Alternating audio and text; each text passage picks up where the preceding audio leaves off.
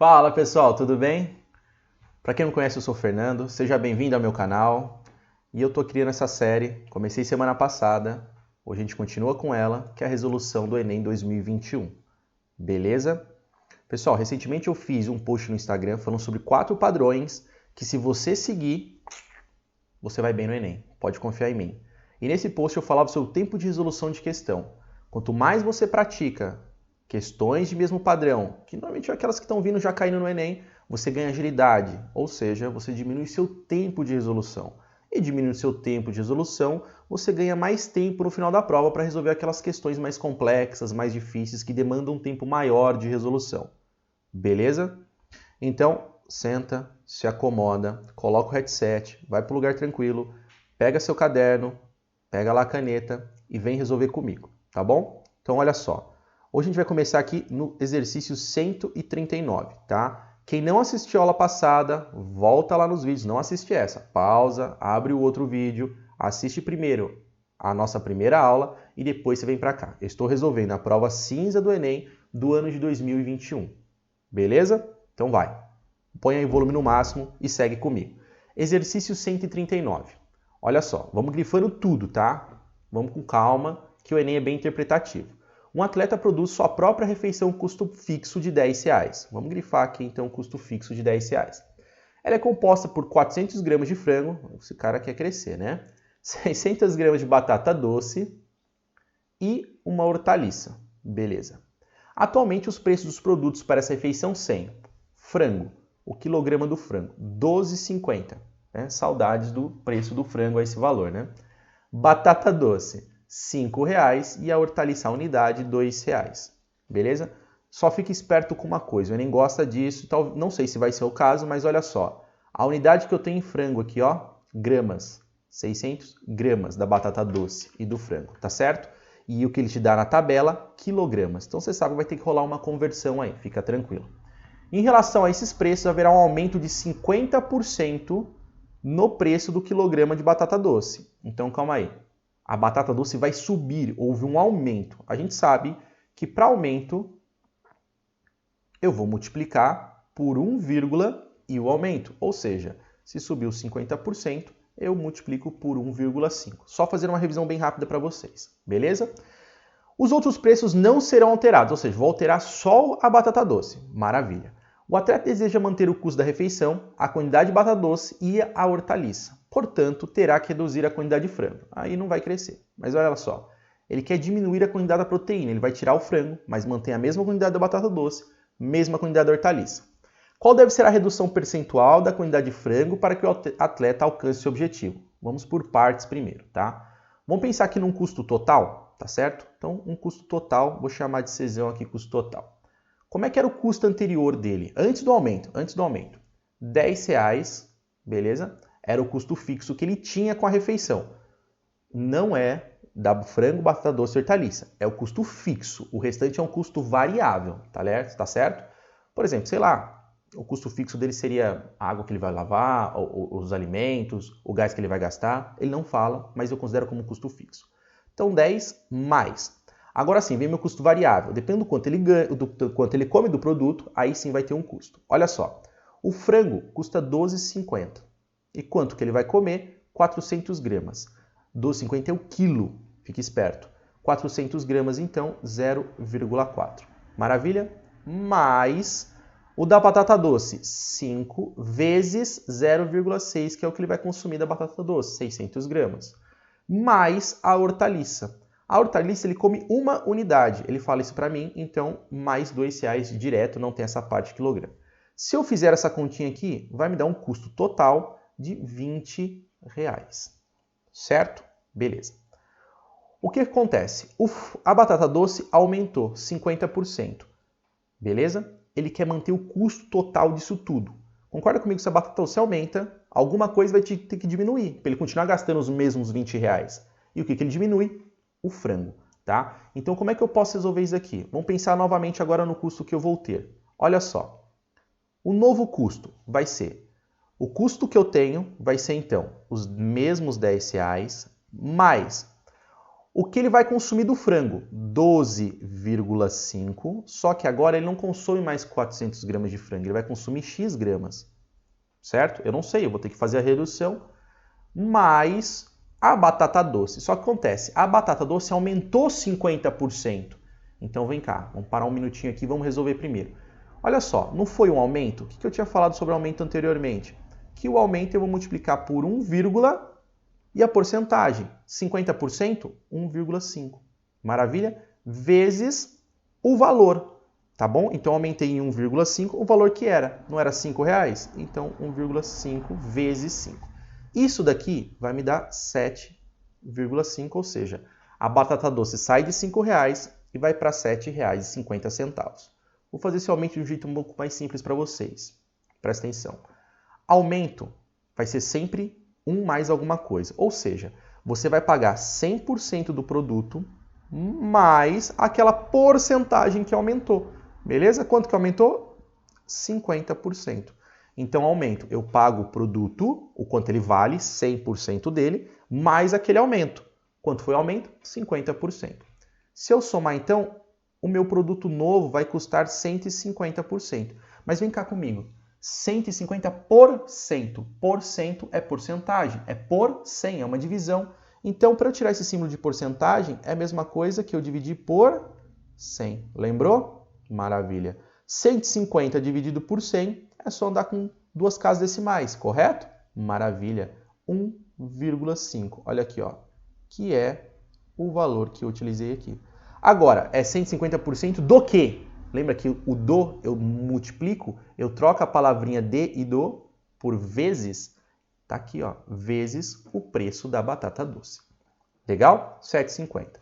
Então vamos voltar para o enunciado aqui, para o exercício, que estava fazendo em verde. 10, que era o preço fixo, mais 12,50, que é o preço do frango, vezes X gramas, que eu não sei quanto vai ser, mais, agora o preço da batata doce, aumentou, foi para 7,50. Maravilha. Vezes, quanto que eu vou consumir da batata doce? 600 gramas, ele não mexeu na batata doce. 0,6. Mais o da hortaliça, que é 2. Ele continuou com uma unidade só. Beleza? Só que ele quer manter o preço, ou seja, o custo total igual. Então eu vou trocar o C por 20.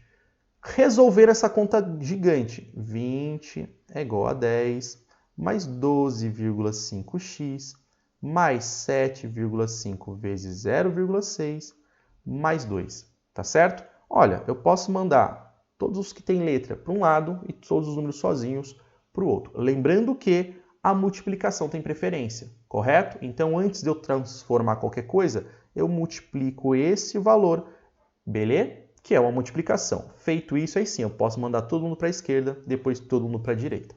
Maravilha? Fazendo esse jogo para lá e para cá, vai me ficar como 12,5x, só tenho ele com um x, igual a 3,5. Passando para lá esse 12,5, dividindo, o x vai ser igual a 0,28. Mas lembre-se, isso tudo está em quilogramas, né? Olha, eu usei aqui, vou até trocar o marcador para nós. Vou colocar verde não, vou colocar aqui um roxo. 0,6 quilogramas. Então, o x também vai ser dado em quilogramas, tá bom? O preço 12,5 é o preço do quilo. O 7,5 que é a batata doce é o preço do quilo, tá certo? Então, o x eu também tiro em função da unidade quilogramas. Beleza? Então, houve uma redução. Antes eu consumia 400 gramas de frango, agora eu estou consumindo 0,28 quilogramas de frango. 0,28 quilogramas é a mesma coisa que falar que, então, eu vou consumir agora 280 gramas de frango. Houve essa minha redução. Tá certo? Vamos ver isso aqui um pouco mais para baixo? Cara, tinha 400 gramas. Passei a consumir 280. De quanto foi essa redução? Só a gente fazer a conta.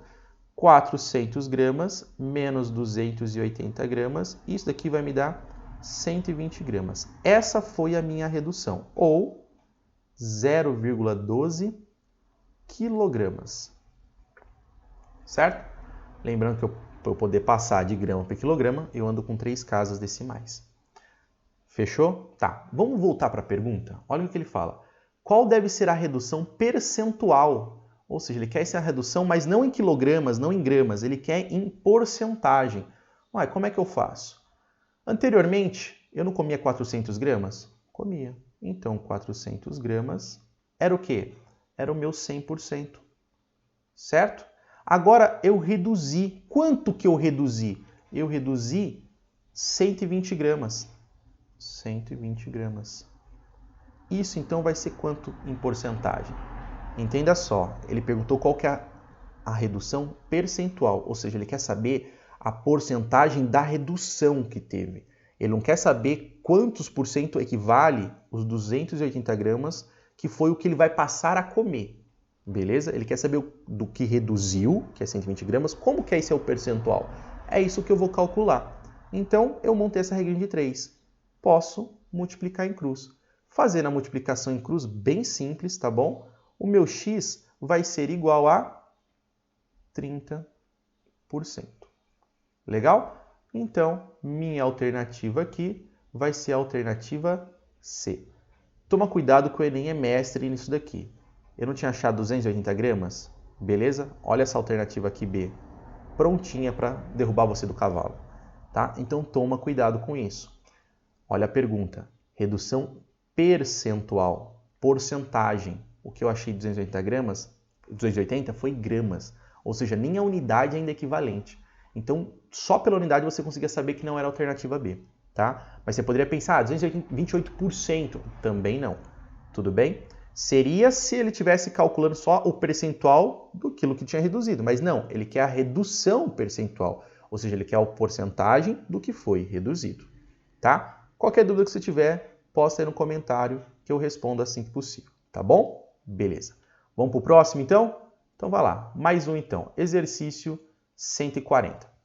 O exercício 140 é considerado um exercício difícil, então ele pode prejudicar um pouquinho seu TRI, tá? Mas tem um jeito bem fácil de resolver ele. Olha como é que...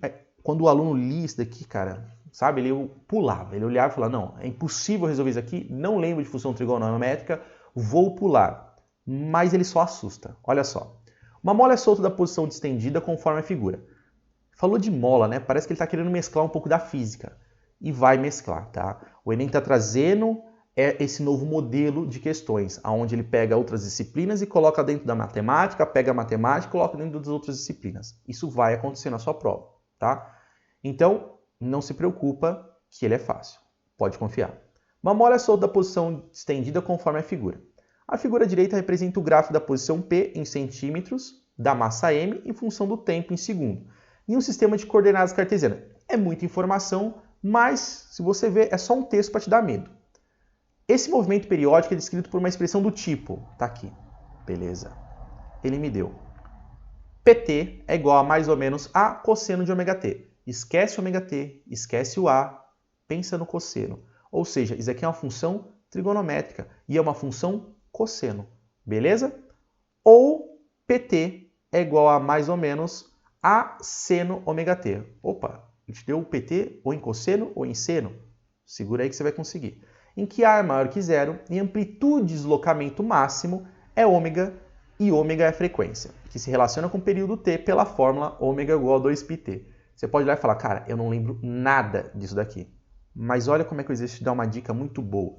Você não precisa resolver pelas funções trigonométricas, usando as fórmulas. Olha só, vem para a resposta, para a pergunta.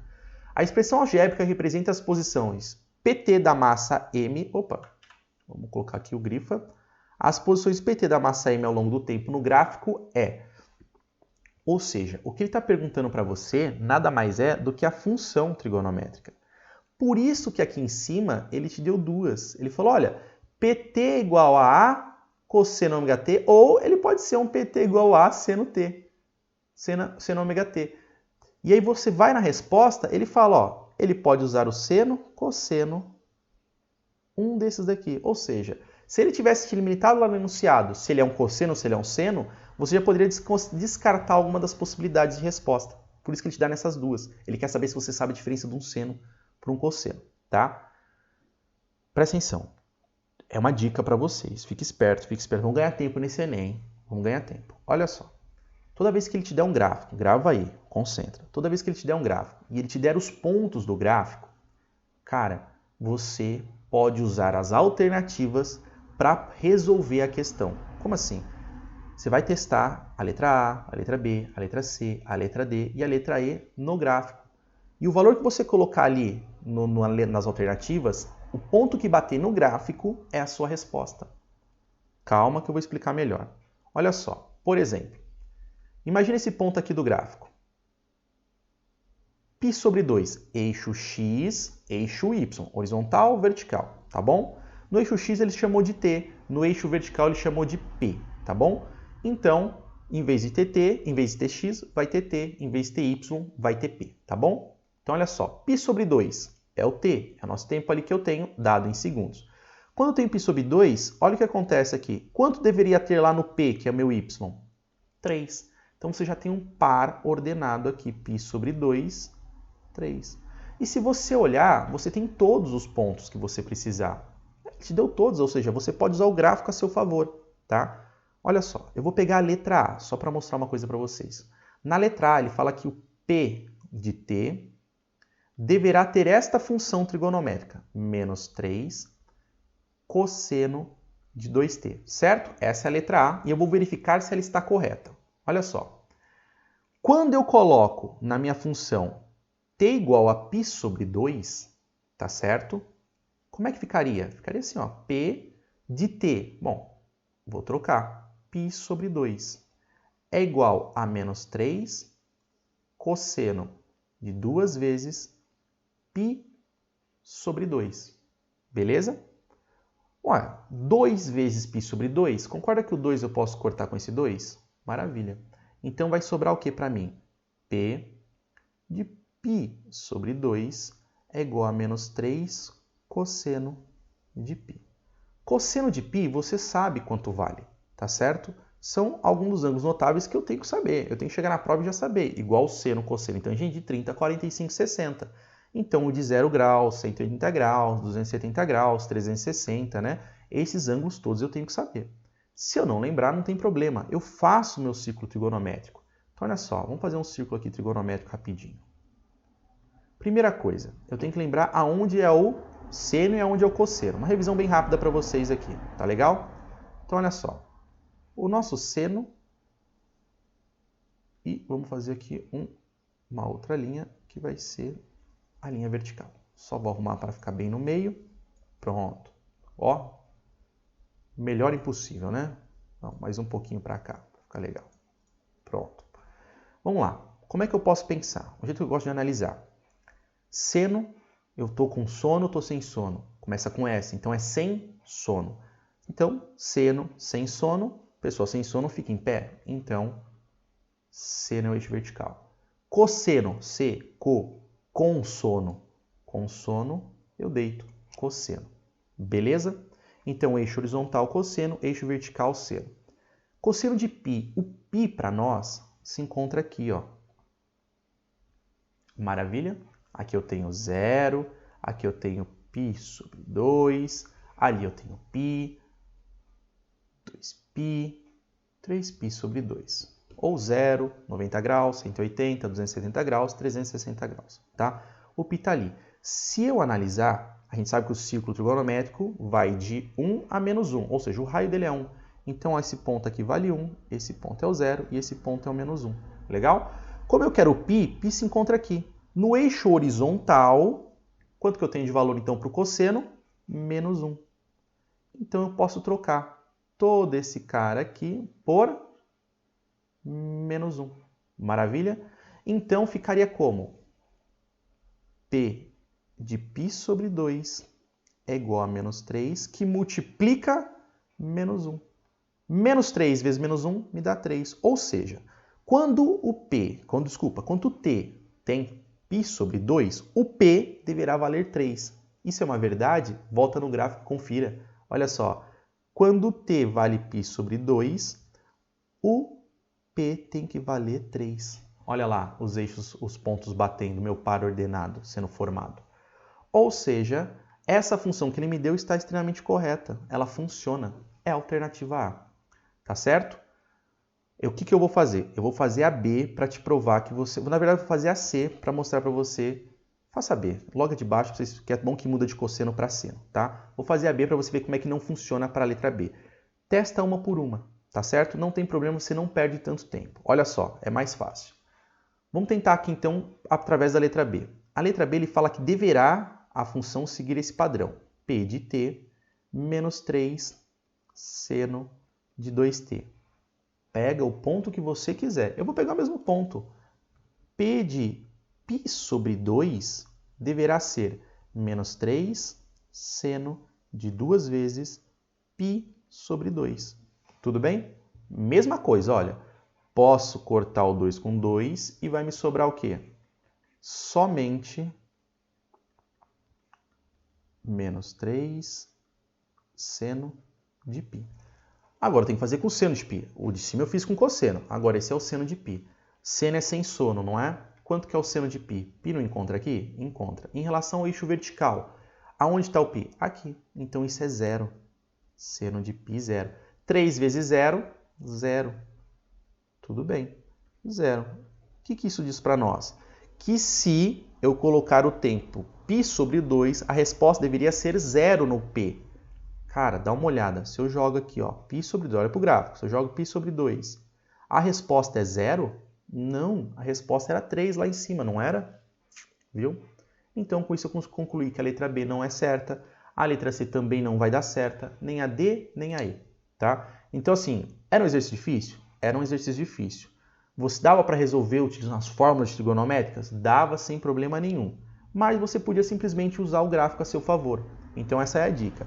Se ele te der o gráfico, e nesse gráfico tiver os pontos, e ele pedir para você tirar a função, usa isso a seu favor. Olha as respostas, pega ela e tenta achar os pontos do gráfico, igual eu fiz aqui, tá?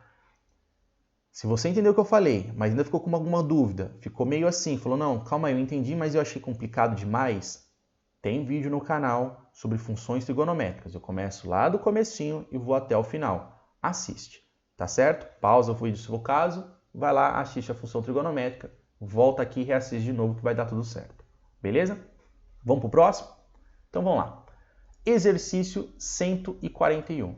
O exercício 141 era aquele exercício mais tranquilo. Depois de vir, né, do 139, 140, aquela paulada em vocês, tem o 141 que ele é mais de boa. Então olha só. A relação de Newton-Laplace estabelece que o módulo volumétrico de um fluido é diretamente proporcional. Tem post no meu Instagram falando dos assuntos mais cobrados no Enem. Pessoal, razão e proporção tá lá. Ele fala que é diretamente proporcional, tá? Então, vou marcar aqui. Ao quadrado da velocidade do som. Vou ler primeiro e depois, então, a gente vem embolando as ideias. Em metro por segundo, no fluido e a sua densidade em quilograma por metro cúbico, com uma constante proporcionalidade adimensional. Nessa relação, vou dar um zoom, já que o enunciado é mais curtinho, olha só. Nessa relação, a unidade de medida adequada para o módulo volumétrico é... Opa, calma aí. Vamos para a pergunta, então. A relação é a unidade de medida adequada para o módulo volumétrico. Ou seja, ele quer calcular o volume. Quanto que é? Como é que eu calcularia esse volume? Ele me deu nenhuma informação? Volta para o texto. Ele fala assim, que existe uma relação, estabelece que o módulo volumétrico de um fluido é diretamente proporcional, ou seja, o volume é diretamente proporcional. Lembra o diretamente proporcional? É uma multiplicação simples, tá certo? Eu não preciso fazer a inversão, então é só multiplicar. Se um aumenta, o outro aumenta. Se um diminui, o outro diminui. Diretamente proporcional. O que acontece com um, acontece com o outro, tá? Isso a gente vai traduzir numa multiplicação bem simples. Maravilha? Então, é diretamente proporcional ao quê? Ao quadrado da velocidade do som. Vamos lá. Velocidade do som. Vou chamar de Vzinho. Só que é o quadrado da velocidade, não é? Isso, então vou colocar o quadrado. Mas qual que é a unidade da velocidade do som? Bom, a gente sabe que em física a unidade é metros por segundo. Fernando, e se eu não lembrasse? Não tem problema, ele falou para nós, metro por segundo. Tá? De novo, 140 exercício passado e o 141, ele dá um pezinho lá na física e traz para cá para a matemática. Tá? Isso é comum e vai ficar cada vez mais comum. Vamos acostumar. Então, ele é o quadrado da velocidade no fluido. E sua densidade, então vamos lá, ele é diretamente proporcional à velocidade do som e também à densidade. Beleza? Então também a densidade, vezes então a densidade. Mas qual que é a unidade da densidade? Ele fala para mim, fica tranquilo. Olha só, a unidade da densidade é quilograma por metro cúbico. Então, quilograma por metro cúbico. Então, é assim que eu calculo o volume. Tá certo? Bora. Como é que ficaria então? O volume vai ser nada mais, nada menos do que a resolução dessas unidades. Olha, metro por segundo, lembrando que isso está ao quadrado, tá bom? Porque ele fala que é diretamente proporcional ao quadrado da velocidade, vezes quilograma dividido por metro cúbico. Agora vamos ter que pensar na matemática, né? Como é que ficaria isso aqui? Metro por segundo ao quadrado. É só lembrar, esse 2 vem para cá e vem para cá. Propriedade da potenciação. Metro ao quadrado, segundo ao quadrado, que multiplica quilograma, que divide por metro ao cúbico. Posso trabalhar melhor aqui, ó? Posso, até porque a resposta já poderia ser essa? Poderia, assim já está correto. Mas se olhar as alternativas, eu não tenho ela. Então eu tenho que trabalhar um pouco melhor. Vou fazer a simplificação. Olha só, eu não tenho metro quadrado em cima e metro cúbico embaixo, certo? Na propriedade de potenciação, como é que eu resolvo? Divisão do quê? De mesmas bases, eu faço o que com o expoente? Ó, revisãozinha. A elevado a m dividido por A elevado a n. Mesmas bases. Divisão, eu subtraio os expoentes, lembrou? Aí, ó. Metro, embaixo eu tenho metro. Expoente 2, expoente 3. Então eu vou fazer o quê? Subtrair os expoentes. Metro quadrado, 2. Metro cúbico, 3. 2 menos 3, menos 1. Então vai me sobrar metro a menos 1. Beleza? Ficou ainda o quilograma aqui em cima e embaixo fica o segundo ao quadrado. Tá certa a resposta? Perfeito. Tem no enunciado? Não tem. Então vamos lá. Vou ter que trabalhar um pouco melhor. Vou puxar o quilograma para frente. Vou deixar o metro a menos 1 aqui. Só troquei. A ordem dos fatores não altera do produto, tá bom? Multiplicação. Dividido por segundo ao quadrado. Agora, tá vendo que lá nas minhas respostas eu não tenho nada dividido? Eu só tenho multiplicado? Por quê? Porque, na verdade, eu tenho que passar esse segundo para cima. Propriedade da potenciação também. Vamos fazer o resuminho aqui, ó. Como é que ficaria?